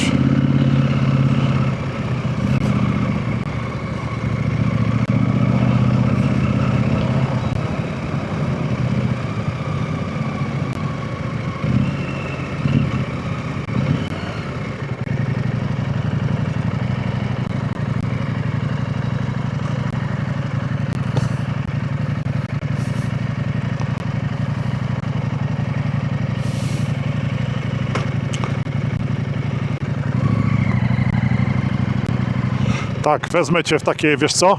To właśnie to nie wiem, czy to chyba chińskie jest, czy to jakieś, kurczę, tajlandzkie? Nie tajlandzkie, chińskie, to bo tak świetne takie ryby, oni tak, wiesz, sadzają, one są jeszcze takie świeżutkie rybki i tak prosto zamaczane w jakimś takim specjalnym oleju, wypalane tak jakby, nie? Bang. Świetne. O Jezu, jakie dobre. Też fajne mają, tutaj w Sydney mają świetny ten fish market, nie? To jest taki znany, no, bardzo, bardzo dobre jedzenie. To oni prosto z tego jak przewożą, no fish market sydnejski, nie? Też jest bardzo znany, ale tam nie jest tanio. Tam nie jest tanio. I on teraz już jest w renowacji, nowiutki będzie teraz zrobiony, ale ten stary to tam potem zaczęła podobno mafia jakaś chińska rządzić. Wiesz, oni tam tymi swoimi rules zaczęli jechać i tam się policja zaczęła ich tam, o co tam chodzi, nie? No, mafia jakaś zaczęła po prostu rządzić tym fish market i teraz otwierają takie potężne. To powinno to naprawić, tak, z automatu mi się wydaje, tą mafię chińską wygonić stamtąd, bo potężny i nowiutki będzie, super i to chyba nawet lada dzień będą otwierać to, może nawet na święta. To tam zawsze, ja lubię sushimi, chodzić, wiesz, i to taką jeszcze, że pokażesz palcem, chcesz tą i oni ci wywadzą, pokroją i sobie elegancko, jeszcze takie mięso jest, wiesz, świeżutkie. Kiedyś tak skądś mi się bzdyrało, że chciałem sobie kupić taką, mówię, sam sobie pokroję w domu. Taką chciałem, zabili mi ją ale przyniosłem do domu, a nie wiedziałem, to ciężko kroić. Ja tam, to mieć noże jak, kurczę, brzytwy, to trzeba umieć i to na koniec żona to ugotowała. Nie wyszło mi nic z tym sushimi.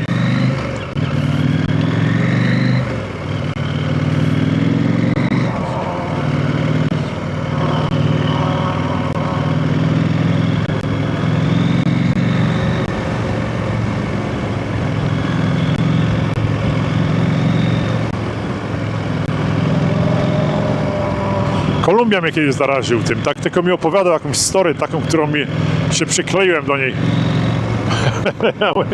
10 lat temu to było, ale więcej może.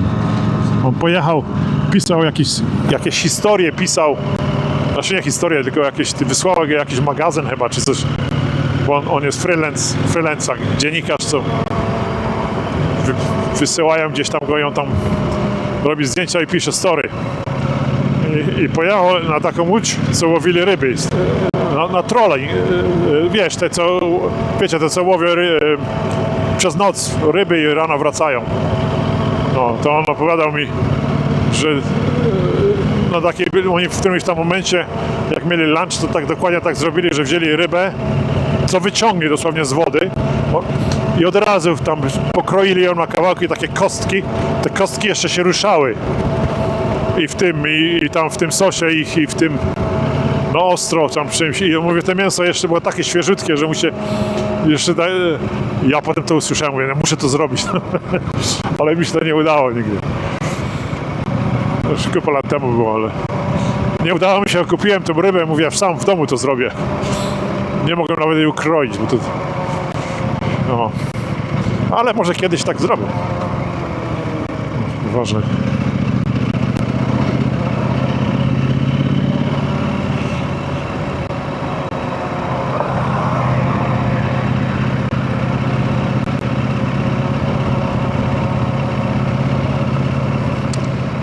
No, we swapped, Andrew. We've got your weather now. That's exactly what's Melbourne like. What I remember Melbourne being. It'd be like 34 degrees one day, and the next day it'll be like freezing cold. This is Melbourne weather. Yes, I agree.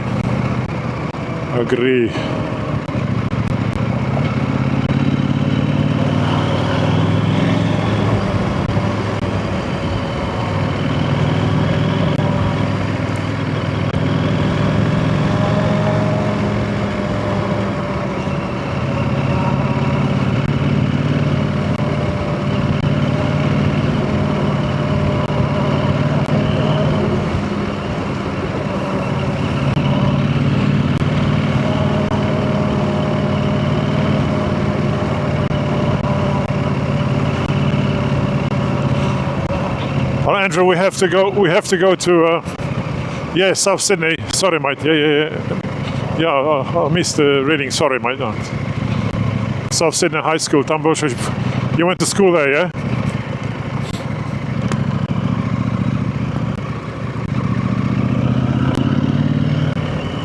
Coś to podjadę tam.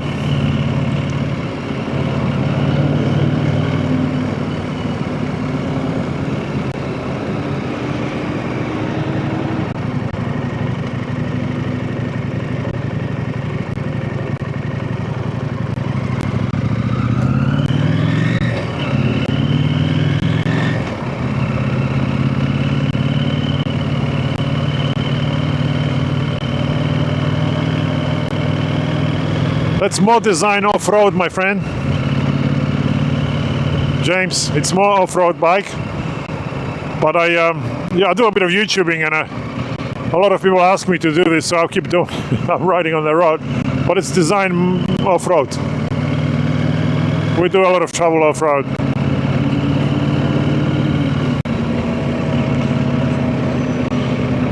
Oh, you guys talk. Sorry. Okay.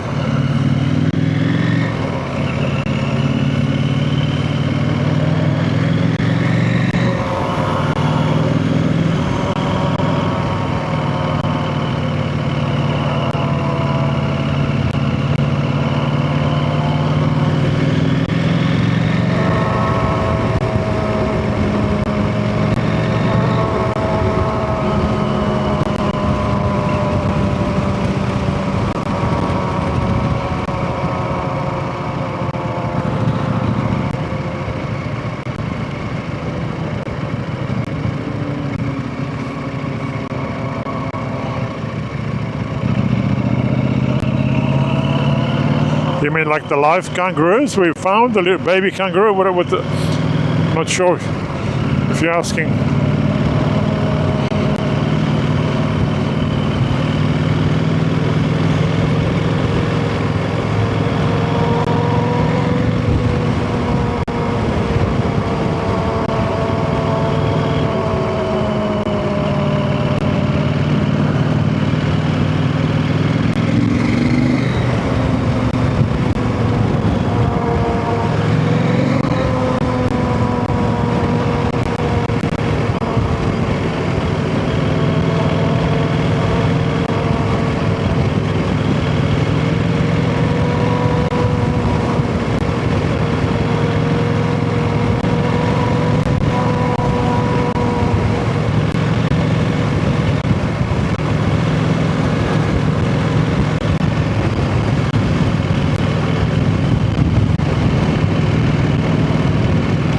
Oh yeah, we did, James.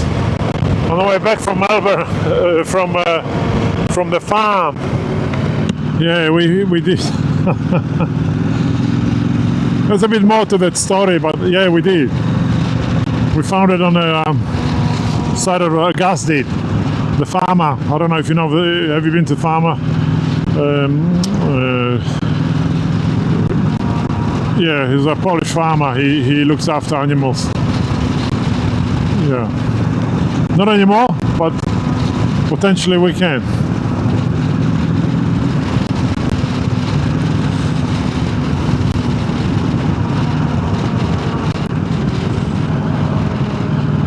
As far as I know, the kangaroo is still okay.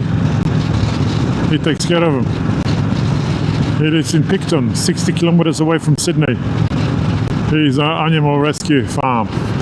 He looks after all different types of animals, so neglected animals, and yeah, this particular one is a bit. No, it's fine.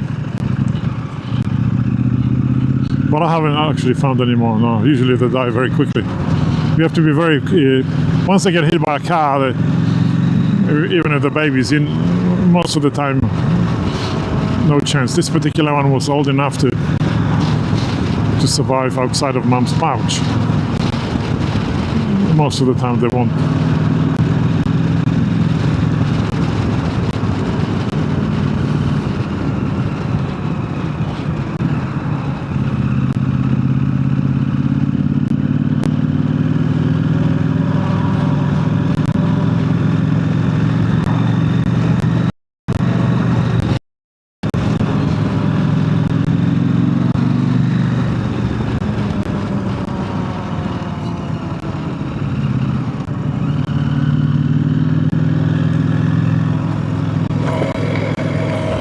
It's going to be interesting on the water, guys. I'm going to have the same setup on a jet ski, but I'm going to have this connection, so I won't have to kind of make sure I don't lose it. It should be 100% internet connection. Problem with Starlink is if you park under a tree, straight away you lose the internet. Well, that could be a problem. Doing live streaming. And I can't wait. Next couple of days. Actually, not this week, probably next week. Maybe Sunday. Maybe.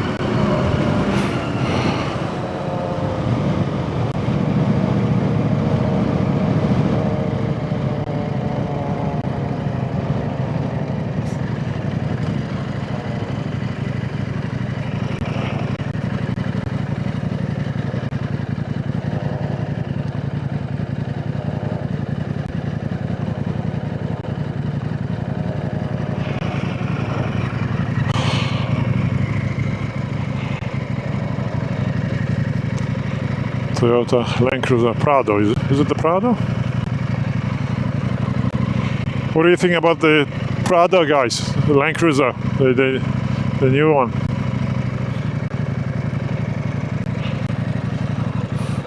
More of them around. Yeah, my What have I got? The Land Rover Discovery is getting a bit old.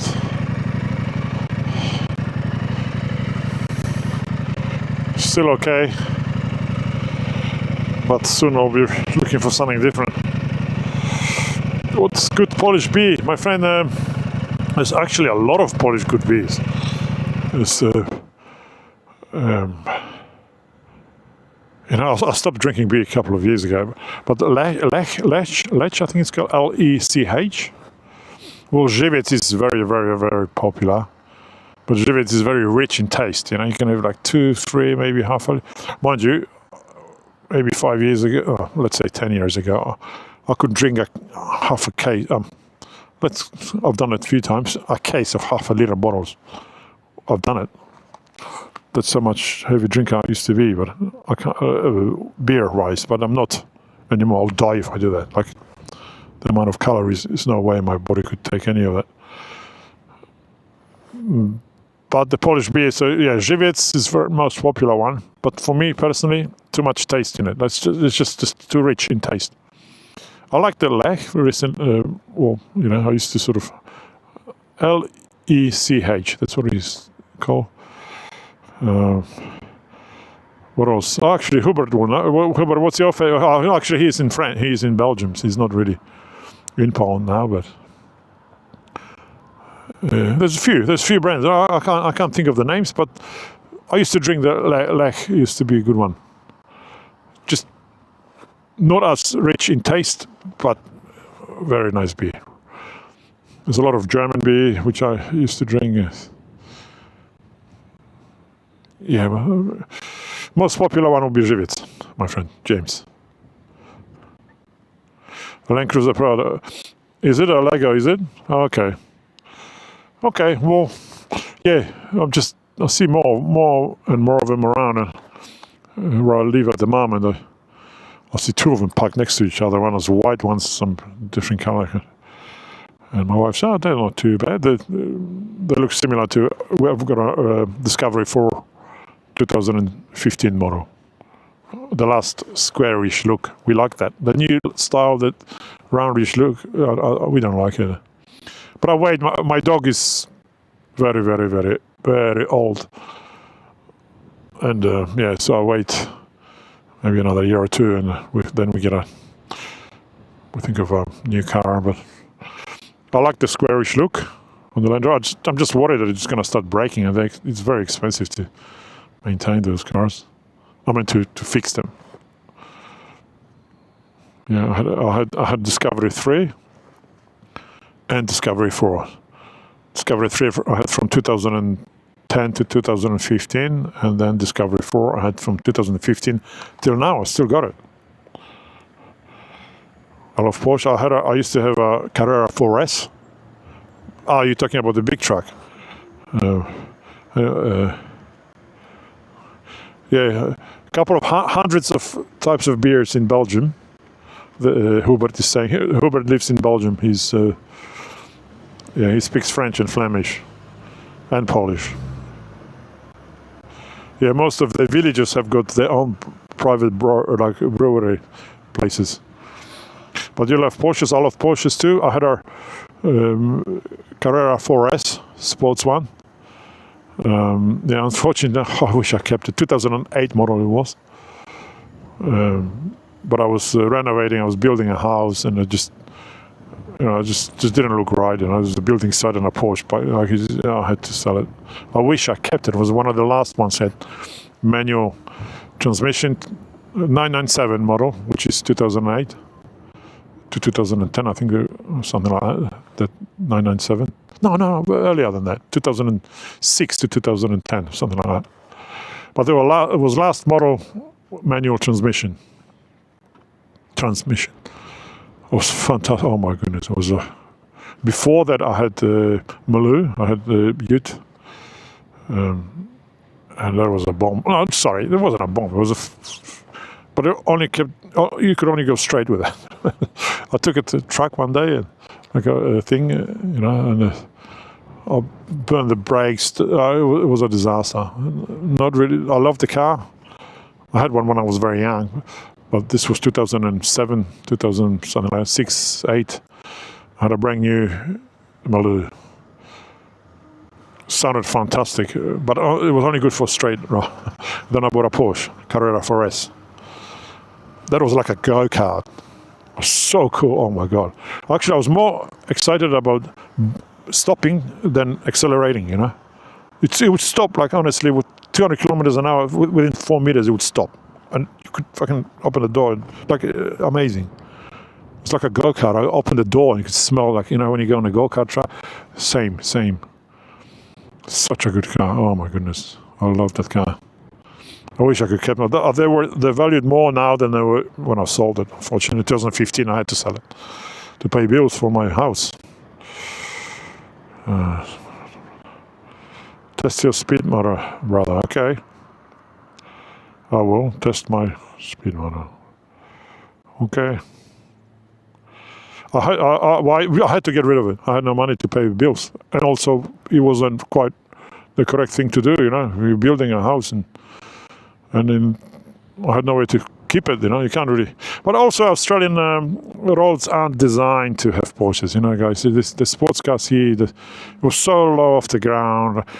I thought vulnerable, the word is hard for me to pronounce, but I remember I went to see my mate and then on the way back, I live near Centennial Park, and it always gets flooded. There's always problems with Centennial. It's a swamp, yeah? It's a swamp which they somehow drain the water out, and all the houses there are built on. But anyway, it always floods. And I remember I was shitting, am I going to get home today? Like, there's water absolutely everywhere. The car was just floating, and it's going to stop any moment. Not Australian roads, man. They're designed for German autobahn, like all the European, with no speed limit, you know, 200 k's, 300 k's an hour from one city to another. That's what they're designed for. We don't have. Jesus Christ, 40 kilo. You know, you get booked 40 kilometers, 50. You just can't. Forget it. 4-wheel drive. That's the only thing we can handle here. When I go, hobbyist, as a spare, but I can't afford to have another car sitting in the garage just to drive around on Sunday. I can do that on a motorbike, but not. I mean, that's my thing about Porsches. As far as the 4-wheel drive, the big Porsches, they're more like you can't really. They're not really a 4-wheel drive. They're not really. They're like I don't know what class to put them under. You know, like I don't. The Land Rover, not Range Rover. I've got Land Rover Discovery 4. Yeah, diesel 3-liter, very powerful motor, very good for towing and so, like, very good, but old. And the new shape, they're more like a Porsche look-alike. You know, the round edge, like, not my style, you know. And you can't really go anywhere with those cars, right?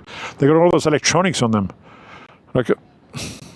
I mean, all cars do have electronics, but when I got the Land Rover, I couldn't even. I was going to take it to Fraser Island, and then I saw someone say, "Oh, get new tires." Oh, yeah, I'll get a book.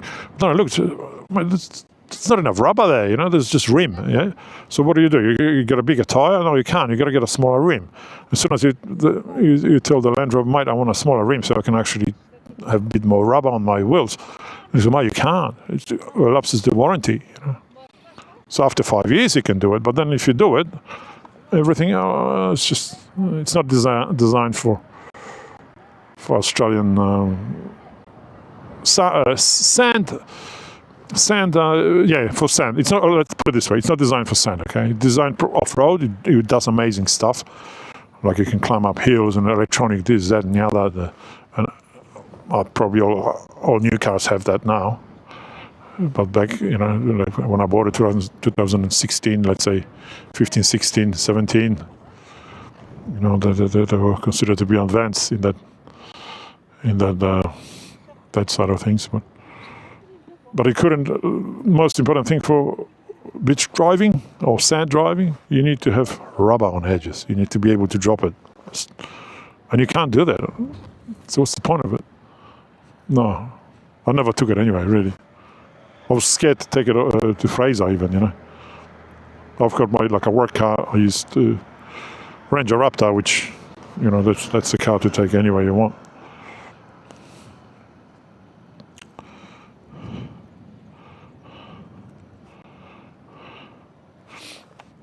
That's my speed mode. I don't know what you mean by that, but anyway, it doesn't matter. Yeah, speed. I'm not a speed. I'm a grandpa style. You know, I'm a 55. I'm still around, still riding bikes, which I'm very proud. You know, a lot of my friends don't anymore. They're not around anymore. You know, like I'll take it easy. I'm not a.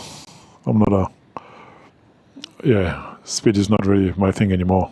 When you get to my age, 55, you know, you don't see things the way you. Don't know how old you are, but you know, if you're in the 20s, 30s, the world is different. You can see flies passing by. I can't see jack shit. I run into a wall before I see the fly. You know, like it's yeah. So I don't speed. I still get booked because of this ridiculous. You know, speed cameras in the 40 zone, 50 zone. There used to be this speed camera, school. I got 3 kids, school zone. I got booked there like bloody 10 times throughout my, you know, the kids were at school because I didn't realize it was, you know, I was doing 50 instead of 40. And then eventually they changed the speed camera from 60 to 50, and again they got me at another fucking 10 times. Maybe not 10 times, but it's just a police state on steroids when it comes to speed. Forget it. You can't. This is good. Adventure bikes are good. You can take it off-road, no problem. Sorry guys, oh my goodness, I can smell weed here everywhere. Is weed legal? Marijuana must become legal or something because... Whoa, I'm gonna get stoned in a minute. But I'm just gonna move from here before I get... I'll be happy. Happy. Alright guys, I'm gonna keep going. It's a bit of rain. Not too bad, but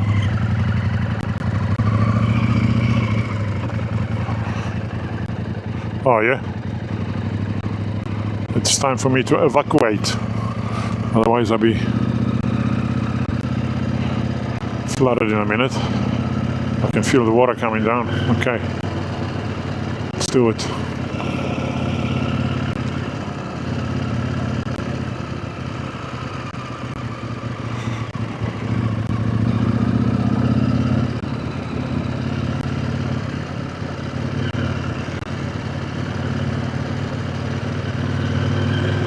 Yeah, but the Porsche, yeah, they're actually valued more now. Yeah, I think I ended up selling it for like 105 or something like that. I bought it for 115 or 110 or something like that. But they're worth about 150 now. So it's a good investment.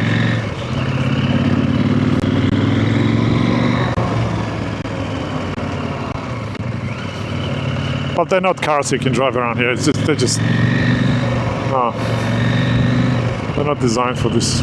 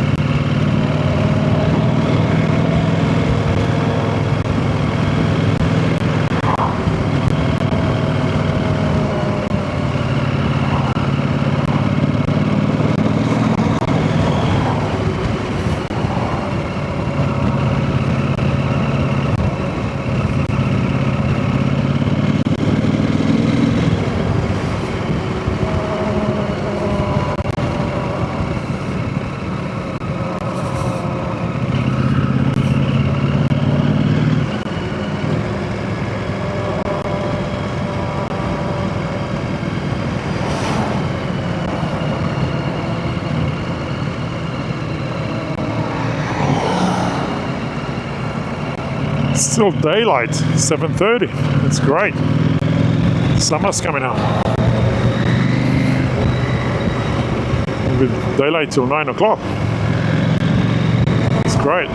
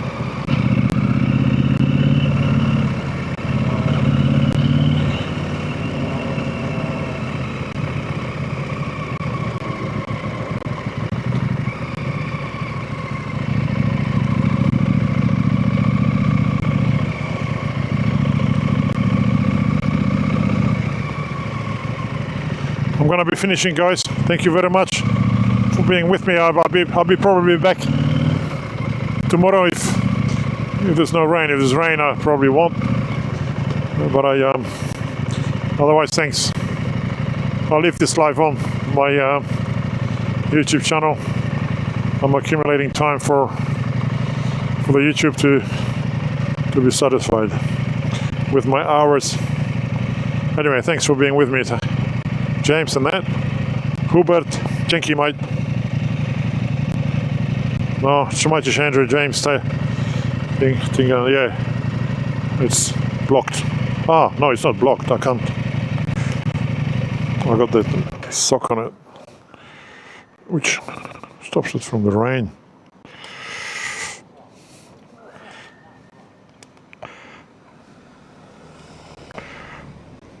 I'll be back.